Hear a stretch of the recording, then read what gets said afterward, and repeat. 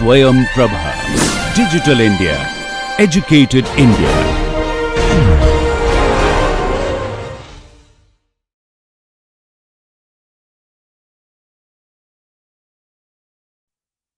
So it is indicating that the slope is going to be 0. However, as I indicated, as I have shown, it does not say whether my point is going to be the maxima, minima or inflection point. For that reason, we need to look into the sufficient condition. So in the sufficient condition, if we do the consecutive derivative until we reach a non-zero value, then we can say we'll reach a minimum value of the function if the nth derivative where we obtain the non-zero value is first of all even and the value at the nth derivative is greater than 0. On the other hand, we'll get the maximum value of fx if the derivative order is even and the derivative value is less than 0. However, if we find that the nth derivative n is actually odd, in the odd derivative we found the positive value, then it becomes a point of inflection. Now we'll look into a few examples to understand this process even better. So the first example we have is this function. It is a single variable, x is only one variable, and we need to find out what is the maximum and the minimum of this function. As per the necessary condition, we need to look into the first order derivative. So if we do the first order derivative, we get f dash x equal to 60 x to the power 4 minus 180 x to the power 3 plus 120 x square, which is equal to 60 x square. It can be represented as 60 x square x minus 1 x minus 2, and this has to be 0. For an optimum point, if this is going to be 0, then we can clearly say x is equal to 0 or x is equal to 1, x equal to 2.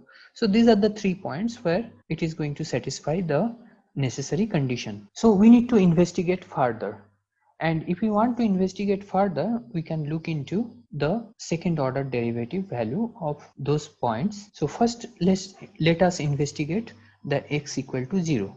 So the second order derivative, we are finding that f dash x, f2 dash x equal to 0 at x equal to 0, which is the second order derivative at x equal to 0 is 0.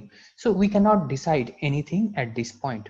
We need to further go down the line. We need to look into the third order derivative.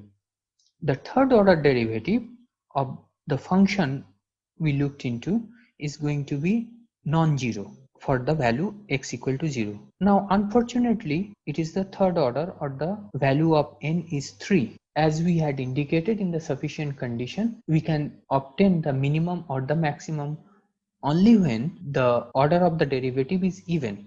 In this case, it is non-zero at the third order, and hence we cannot get a optimum value, rather it represents an inflection point. Now let's look into the second point, which is x equal to 1. The second order derivative at x equal to 1, we find a non-zero value, and it is negative 60. So negative 60 is indicating that at x equal to 1, we have a relative maximum value, and the f max is going to be 12.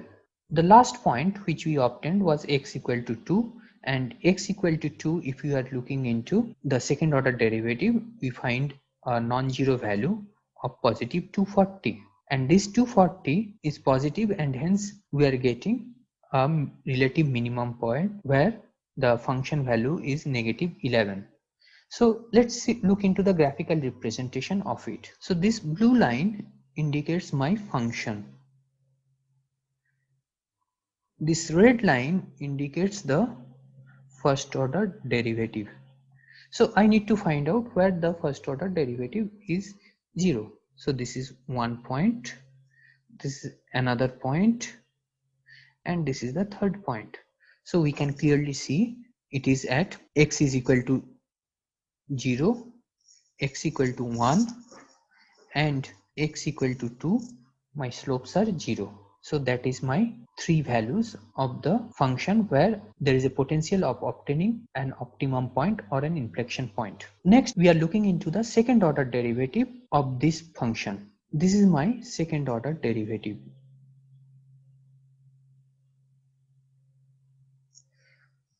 It is clear from the second order derivative that at x equal to 0, the second order derivative is also 0. However, at x equal to 1, the second order derivative is not 0. It has some value down the line here, which is actually negative 60. The second order derivative at the second point, which is again not 0 but has some value up here at 240.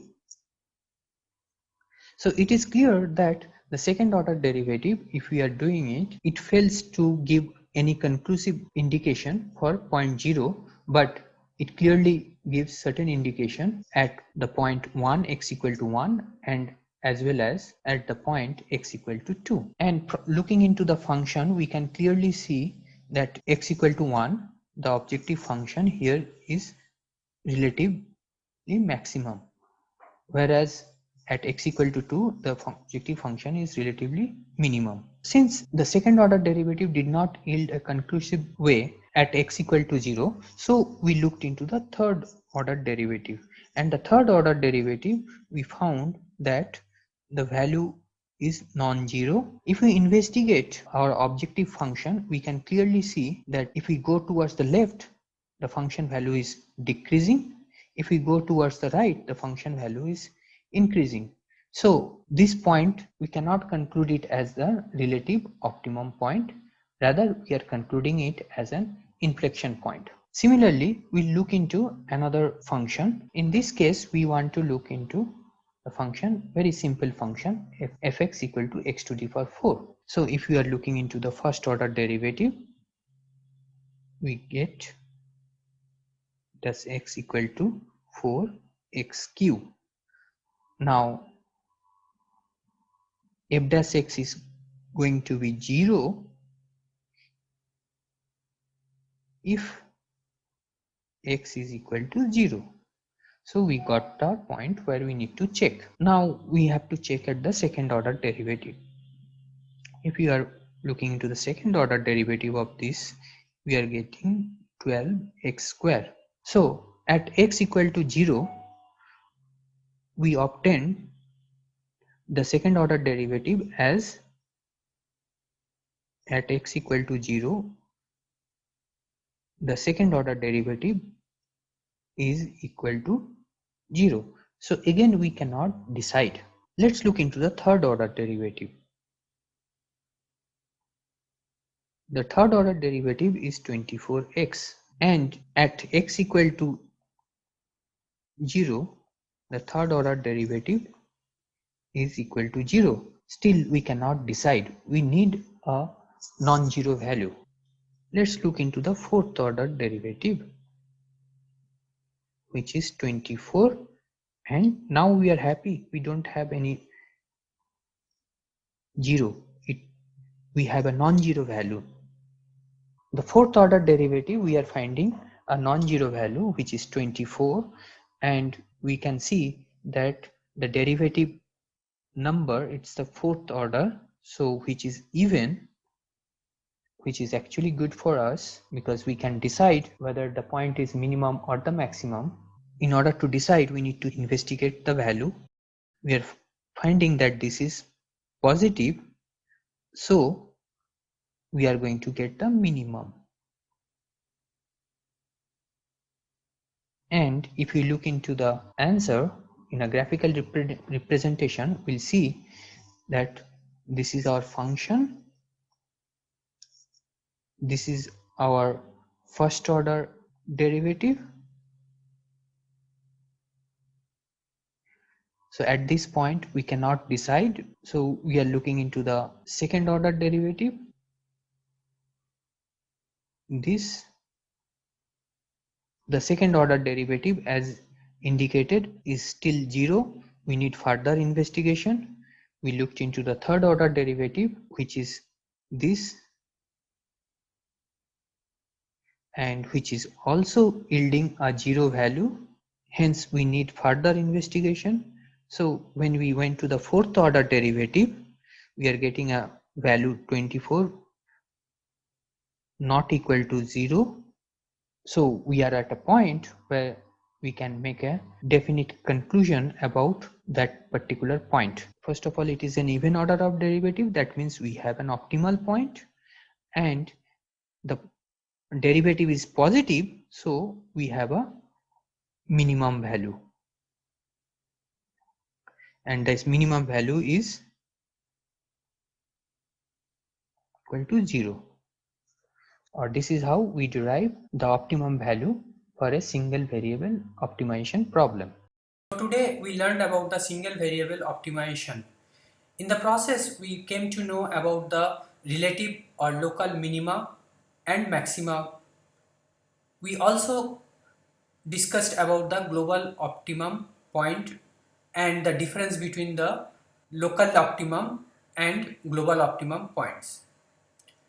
In the process, we also discussed about the point which could be misleading and indicating the point of inflection.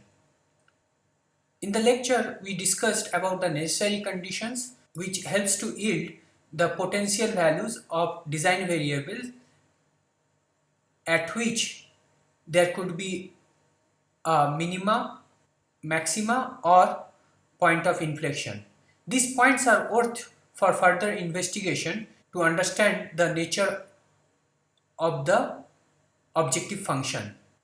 The further investigation involves the sufficiency conditions which confirms whether the point is going to yield the optimum value or represents the point of inflection. We also discussed a few examples to understand the overall process. Now in this we only considered or we looked into the optimization problem with one variable. However, there are optimization problems with more than one variables. Those problems are known as multivariable optimization problems. We will discuss about the multivariable optimization problems in our next class. Thank you and see you in the next class.